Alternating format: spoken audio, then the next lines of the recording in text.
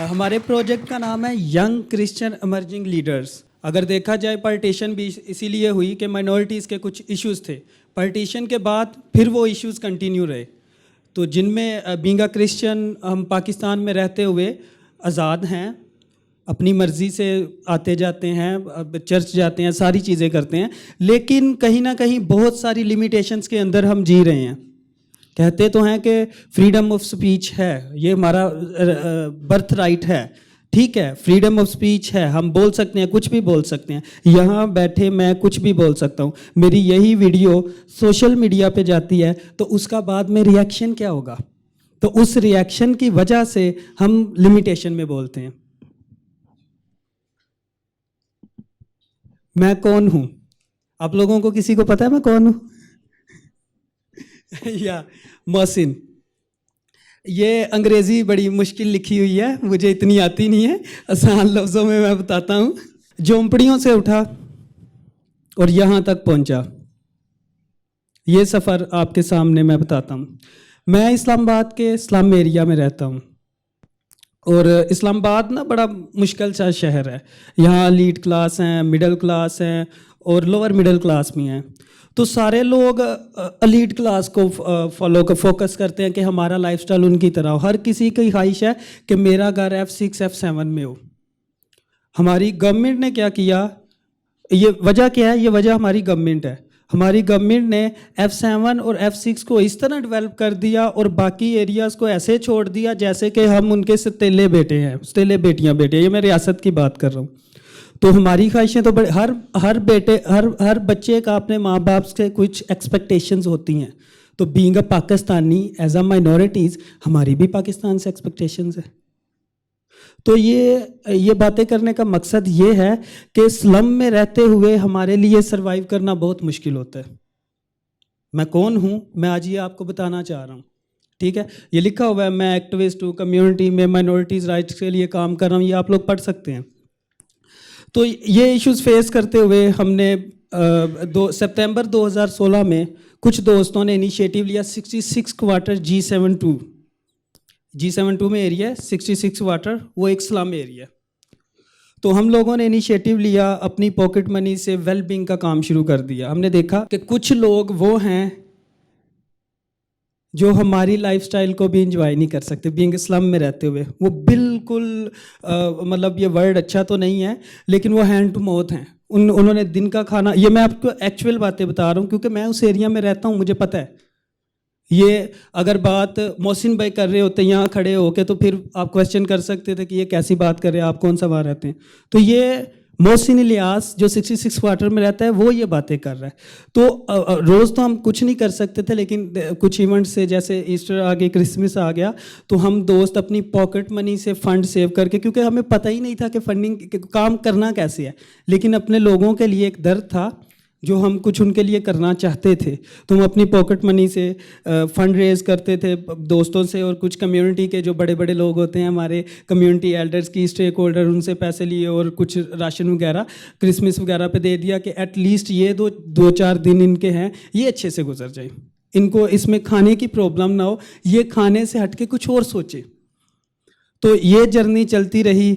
2019 में मैंने SSD के साथ मिलके, सोसाइटी फॉर सस्टेनेबल डेवलपमेंट के साथ मिलके एक प्रोजेक्ट किया जिसका नाम था community based job placement centre. क्योंकि प्रोजेक्ट आप सब लोग करते रहे हैं, अब मुझसे काफ़ी अच्छे तरीके से करते हैं। मुझे ये फील हो रहा है मैं यहाँ से सबसे यंग लीडर यहाँ आप सबके सामने खड़ा हूँ, तो प्रोजेक्ट की बात ना ही करूँ तो सही है।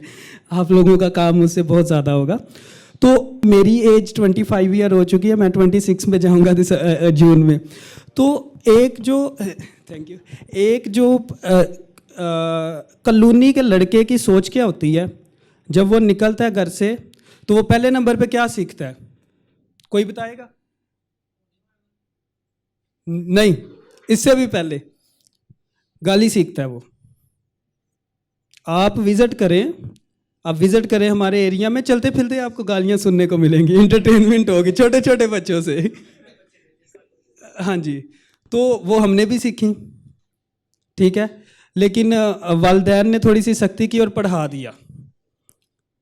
पढ़ गए तो यहाँ पहुँचे। मसला ये है हमारी यूथ का कि वो जब गालियों से निकलती हैं फिर वो जाती हैं ड्रग्स में, जब ड्रग्स में इन्वॉल्व हो जाती हैं फिर वो छोड़ती हैं स्टडी, जब वो स्टडी छोड़ते हैं तो फिर उसी कॉलोनी में वो गुंडे बन जाते हैं, गैंगस्टर बन जाते हैं और वो डिफरेंट गैंग्स को ज्वाइन करके कॉलोनी के एनवायरनमेंट को ख़राब करते हैं। तो हमने अच्छा वो प्रोजेक्ट पे तो अगली स्लाइड पे जाते हैं। पहले थोड़ा सा अदारे का मैंने बीच में बता ही दिया था। माइनॉरिटी प्रोटेक्शन ट्रस्ट हमारे अदारे का नाम है, जो कि थोड़ा बहुत काम कर रही हैं माइनॉरिटी राइट्स के लिए। और 2018 में हम फॉर्मली रजिस्टर्ड हुए। 2016 में जैसे कि मैंने बताया कि हमने अपने यूथ का आगाज़ किया था, ट्रस्ट एक्ट में हम रजिस्टर्ड हुए। My experience and professional work, ये थोड़ा बहुत काम किया मैंने और मज़ीद भी करेंगे। एक बड़ा ज़बरदस्त किस्म का प्रोजेक्ट हमने किया सिविक एजुकेशन में, उसमें हमारी ट्रेनिंग हुई 3 दिन की। वो मेरी लाइफ की सबसे लाइफ चेंजिंग ट्रेनिंग थी, क्योंकि मुझे अंग्रेज़ी ज़रा जितनी नहीं आती थी, अब तो थोड़ी बहुत लिख भी लेता हूँ, बोल भी लेता हूँ। तो तब मैंने रियलाइज़ किया कि अंग्रेज़ी कितनी ज़रूरी है लाइफ में, इंग्लिश सीखना कितना ज़रूरी है। तो तब मैंने इंग्लिश पे फोकस किया। अभी थोड़ी बोल भी लेते हैं, लिख भी लेते हैं, पढ़ भी लेते हैं। और वो 3 दिन की ट्रेनिंग में जब मैं पहले दिन गया तो मैं दुआ कर रहा था कब मेरी यहाँ से जान छूटे, मैं किधर फंस गया हूँ। सच्ची बात आपको बता रहा हूँ आज। तो मैं कह रहा था यार ये मैं कहाँ फंस गया हूँ, लेकिन वहाँ फंसने से आज यहाँ पहुँचा हूँ।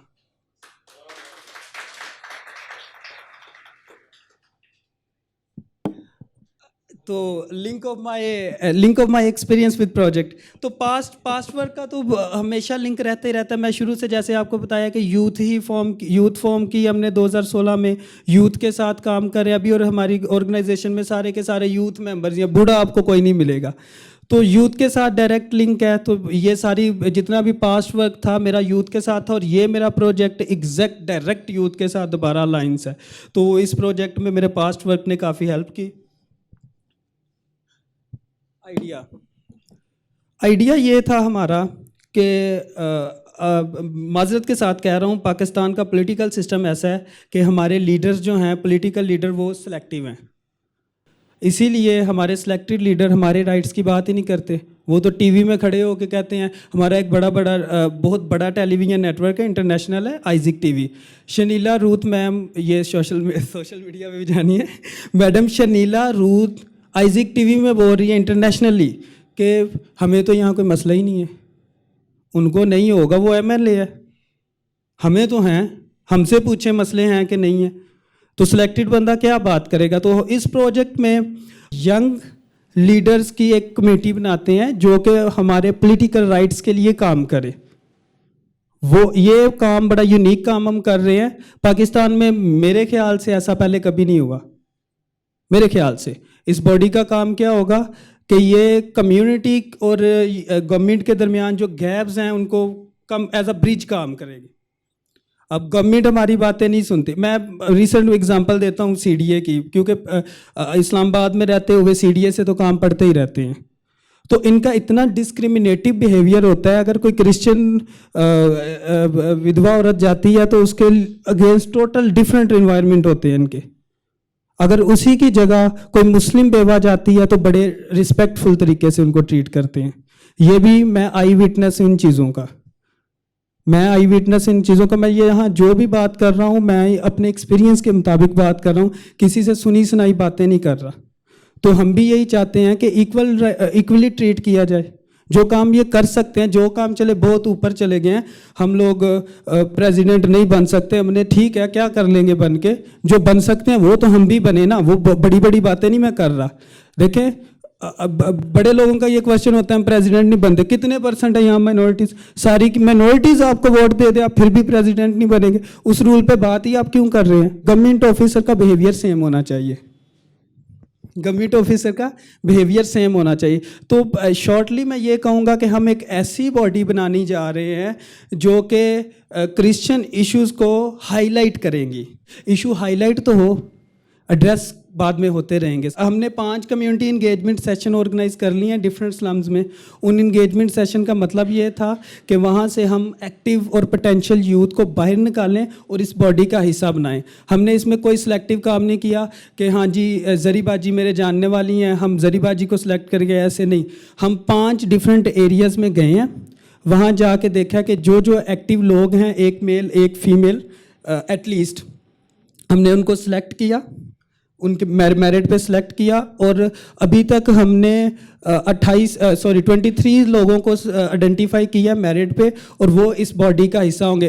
जब हमने प्रोजेक्ट प्रपोज किया था तो आइडिया ये था कि सिर्फ 10 लोग ट्रेनिंग का हिस्सा बनेंगे, जो कि ये बॉडी बनेगी जो कि माइनॉरिटी राइट्स के लिए काम करेगी। लेकिन इस प्रोजेक्ट में जब हमने काम शुरू किया तो हमारे पास 23 का नंबर आ गया, यानी कि 13 लोग एक्स्ट्रा आ गए। और ये अनएक्सपेक्टेड था हमारे लिए, क्योंकि फीमेल पार्टिसिपेशन क्रिश्चियन कम्युनिटी में करवाना बहुत मुश्किल है, और हमारी इस कमेटी में मैक्सिमम वो हैं फीमेल्स हैं, ये जो 23 लोग हैं। तो इसके लिए मेरे ख्याल से थोड़ी सी क्लैपिंग बनती है। एग्जैक्टली फ्रेंड्स की सपोर्ट तो बहुत ज़रूरी होती है। ये कुछ कम्युनिटी मोबिलाइजेशन की पिक्चर्स हैं। जब हम बाहर निकले तो मैं आइडिया नहीं था कि हम किस तरह कैसे करेंगे सारी चीज़ें। 66 क्वार्टर में मैं था, वहाँ तो कोई मुश्किल नहीं था। ये फ्रांस कॉलोनी और फैसल कॉलोनी के यूथ की पिक्चर्स हैं। तो ये यूथ लीडर्स को आइडेंटिफाई किया और इनकी हेल्प से फिर हमने कम्युनिटी इंगेजमेंट सेशन ऑर्गेनाइज किए, वरना अकेले काम करना तो मुश्किल ही होता है। यूनिक इंसिडेंट, हाँ जी, ये बड़े मज़े की बात है। ये हमारे साथ क्या हुआ कि मैं बस ख़त्म कर रहा हूँ 1 मिनट में। ये हमारे साथ क्या हुआ कि मैंने जैसे कि आपको बताया कि फ़ीमेल पार्टिसिपेशन बहुत मुश्किल है क्रिश्चियन कम्युनिटी में। हमने एक सेशन ऑर्गेनाइज़ किया ज़िया मस्जिद में। ये भी एक इस्लाम एरिया, यहाँ मिक्स लोग रहते हैं, मुस्लिम और क्रिश्चियन भी। मुस्लिम डेवलप एरिया में रहते हैं और क्रिश्चियन वो भी ठीक है, लेकिन थोड़े से अंडर प्रिविलेज हैं। तो वहाँ गए हम, तो वहाँ एक लड़का भी नहीं आया, सारी की सारी लड़कियाँ। मतलब ये देख के बड़ा सरप्राइजिंग चीज़ था कि हम लड़कियों को मुश्किल से एंगेज कर पाते हैं, और वहाँ सारी की सारी लड़कियाँ थी। तो बाद में जाके जब हमने इवेंट किया तो पता चला कि लड़के इस तरह के इवेंट में पार्टिसिपेट ही नहीं करते। और सेकंड इंसिडेंट ये हुआ कि जिस कार्ड में हमारी पिक्चर्स थी, मूवी फोटोग्राफर से वो कार्ड लॉस्ट हो गया, लेकिन फॉर्चुनेटली हमारे पास वीडियोज़ हैं। ये यूनिक इंसिडेंट था।